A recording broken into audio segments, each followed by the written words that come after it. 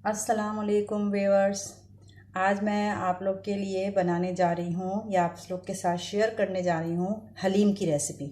और हर चीज़ घर की होगी इसमें, और दालें वगैरह। इसका मैंने रेशो ये रखा हुआ है कि मैं आधा किलो बीफ का हलीम बना रही हूँ। तो उसके लिए मैंने जौ और गेहूँ, ये दोनों मिला के आधा किलो गोश्त है, तो जौ और गेहूँ मिला के आधा किलो होना चाहिए। इसका देखें, ये जौ है और ये गेहूँ है, ये मिला के आधा किलो। उसके बाद इसमें दालें कौन कौन सी पड़ेंगी?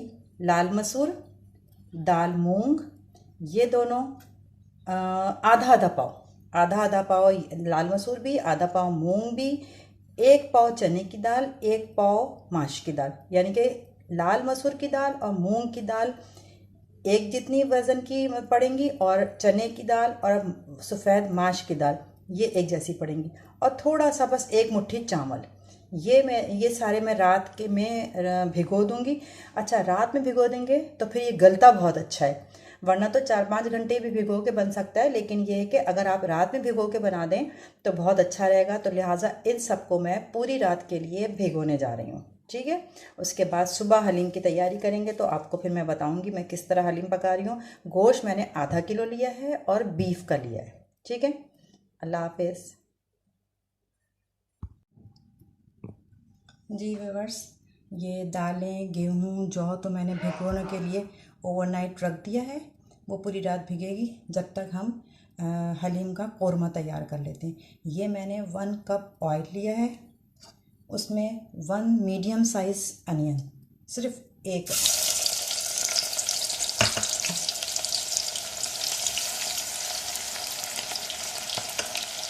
इसको ब्राउन नहीं करना है, ये सिर्फ सौते करनी है। प्याज सौते करके फिर हम इसमें गोश्त डालेंगे।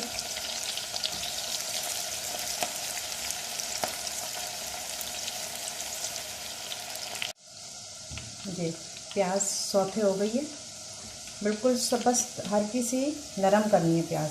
इसके बाद हम इसमें ½ kg बोनलेस बीफ डालेंगे। गाय का गोश्त ½ kg।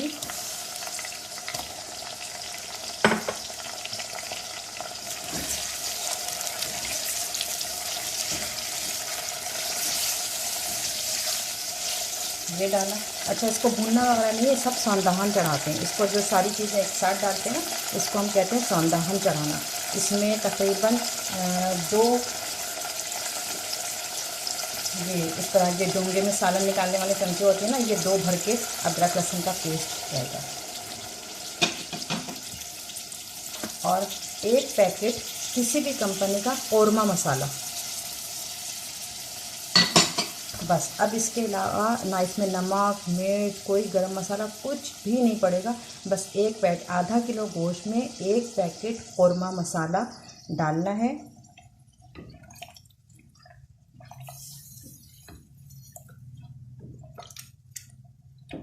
ये आपको अभी ज़्यादा लग रहा होगा, लेकिन जब यही मसाला दाल गेहूँ जौ किसी में कुछ भी नहीं डालना, जब उसमें पड़ेगा ना। अच्छा, हम दालें और गेहूँ और जौ जब हम बॉईल करेंगे तो हम उसमें हल्दी और थोड़ा थोड़ा सा नमक, जिस दाल को जितनी दालों को एक साथ बॉईल करेंगे उतना देख के नमक डालेंगे, ठीक है, उतना ही। और आप लोग अपने हिसाब से नमक डाल लीजिएगा। नमक का तो कुछ नहीं है, जब हलीम तैयार हो जाए जब भी हम उसमें नमक डाल सकते हैं। देखिए इसमें बॉईल आने लगा, मैं इसको थोड़ा सा भूनूंगी। भूनने के बाद इसमें पानी डाल के और कुकर बंद कर दूंगी। वो तो मैंने आपको बताया कुकर किस तरह बंद करते हैं। और फिर जब इसका बज़र बजने लगेगा तो फिर मैं कुकर का टाइम नोट करूंगी उसका, और 20 to 25 मिनट्स में ये गोश्त बिल्कुल गल जाएगा। इसलिए कि हमको इसको मैश करना है, बिल्कुल गला हुआ होना चाहिए, ताकि ये जब हम उसको दलघुटनी से घोटें तो ये बिल्कुल मैश होके हलीम, जिस तरह हलीम होता है उस तरह हो जाए। तो लिहाजा हम इसको 15 मिनट्स नहीं पकाएंगे, इसको हम 25 मिनट्स या 20 मिनट्स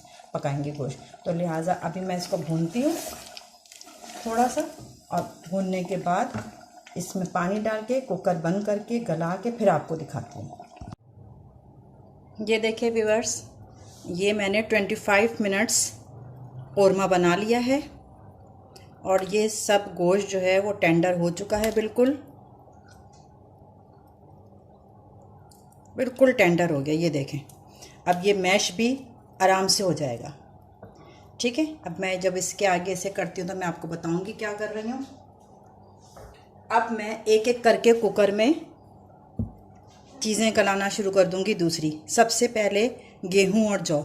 देखिए रात भर जब ये भीग गया तो आप देखें ये कितना ज़्यादा सॉफ्ट हो गया है कि ये हाथ से ही इसके दाने जो है वो टूट रहे हैं। ये देखें, मसल रहे हैं सारे, ये हाथ से इतना सॉफ्ट हो चुका है। तो ये कुकर में गलेगा भी अच्छा। और अगर 1-2 घंटे भिगो के और फिर कुकर में पकाओ तो इस तरह तोड़ने से अंदर दाना रहता है, जो कि जब हलीम तैयार होता है तो खाने में पता चलता है फिर। और ये रात भर आपने सोक किया है तो ये इतना ज़्यादा बिल्कुल सॉफ्ट हो चुका है कि ये कुकर में तो बहुत ज़्यादा अच्छे तरीके से गल जाएगा। फिर मैं सबको बारी बारी, ये गेहूं और जौ है रात भर की भीगी हुई, और ये जो है सारी दालें और चावल। अच्छा, मैं आसान तरीके से बनाती हूँ, हर दाल को अलग अलग नहीं गिरा रही मैं, कि हर दाल को अलग अलग गिरा रही नहीं। मैंने सारी दालें और चावल एक साथ भिगो दिए और गेहूं और जौ एक साथ भिगो दिया। इसी तरह मैं कुकर में डाल के गेहूं, और जिस मैंने कुकर में ये कोरमा तैयार किया इसी में ही मैं गेहूं और जौ। अब इन सब चीज़ों में कुछ भी नहीं पड़ना, सिर्फ हल्दी और नमक। ये बिल्कुल साफ करके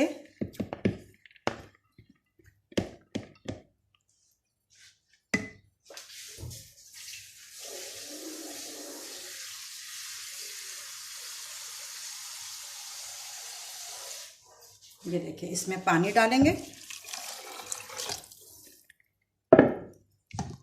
और इसमें मैं जितना ये गेहूं है इस लिहाज से मैं 1 टेबलस्पून सॉल्ट डालूंगी और 1/4 टीस्पून हल्दी डालूंगी और कुछ भी नहीं। इसी तरह जब ये गल जाएगा इसको अलग हटा के रखूंगी। फिर ये सारी दालें गलाऊंगी इसी तरह 15-15 मिनट। बस अब इनको 15-15, गेहूं और जौ 15 मिनट, दालें जो हैं ये अगर ज़्यादा होंगी तो 2 दफ़ा में मैं इसको कुक करूंगी, कुकर में गलाऊंगी।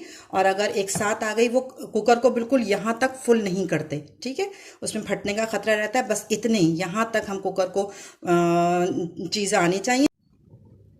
ये देखें व्यूअर्स, कोरमा जो मेरा तैयार हो गया था मैंने उसको ठंडा करके गोश्त समेत, और अब मैं इसको ग्राइंडर में डाल के ग्राइंड कर रही हूँ कोरमे को।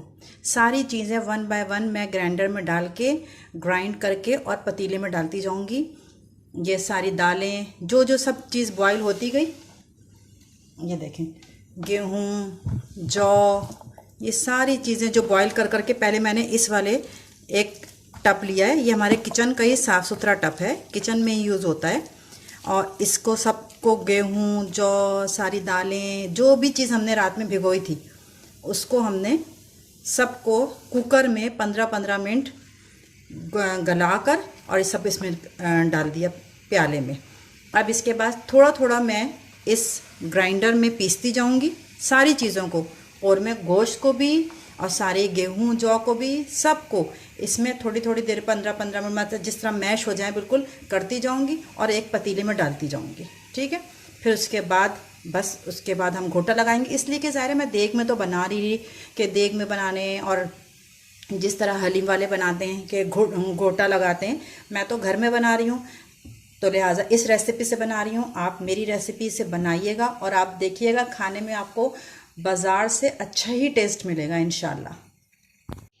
ये देखिए, ये गोश्त को मैंने ग्राइंडर में डाल के ग्राइंड कर लिया, ये कितना रेशे वाला हो गया।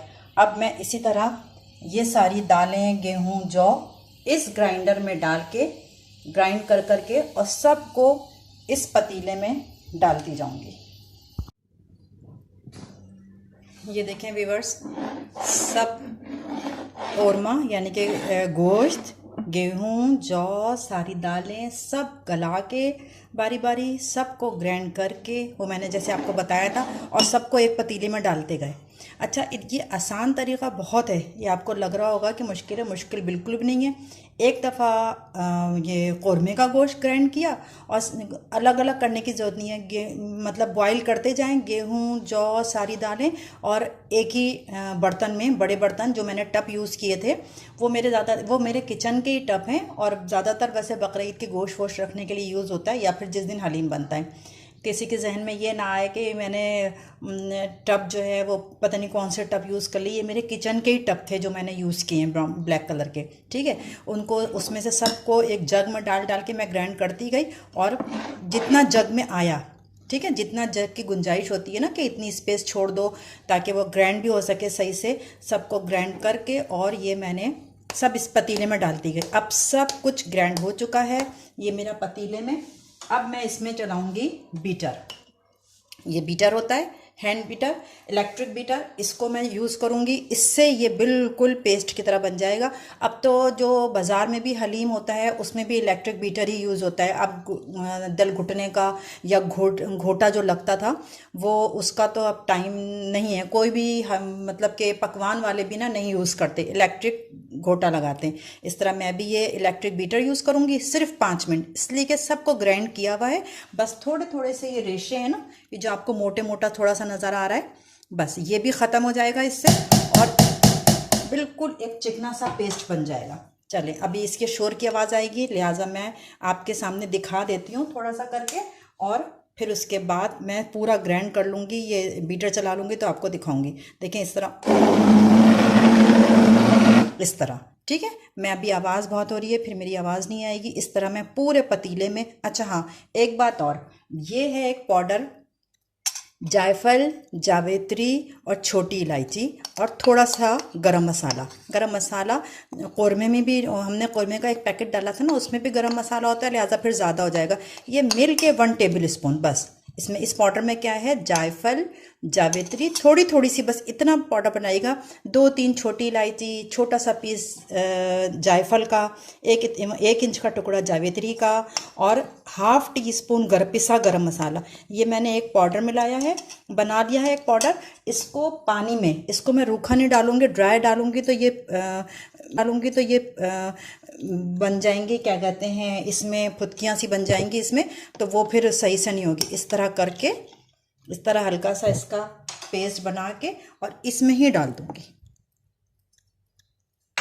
और ये जब मैं बीट करूंगी ये सब इसमें मिक्स हो जाएगा,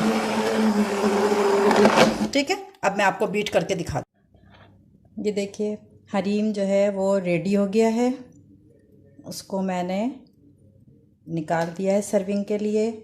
और इस रेसिपी से आप लोग तैयार करिएगा तो आप लोग को पता चलेगा ये कैसा हलीम है।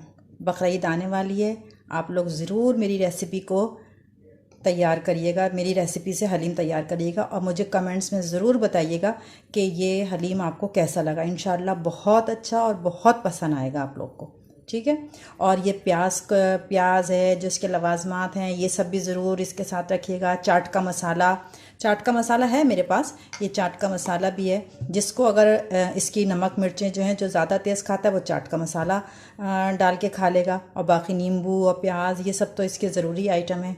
इंशाल्लाह आप लोग को बहुत पसंद आएगा, और बना के एंजॉय करिएगा, कमेंट्स दिएगा, और मेरे चैनल को सब्सक्राइब भी करिएगा। अल्लाह हाफिज़।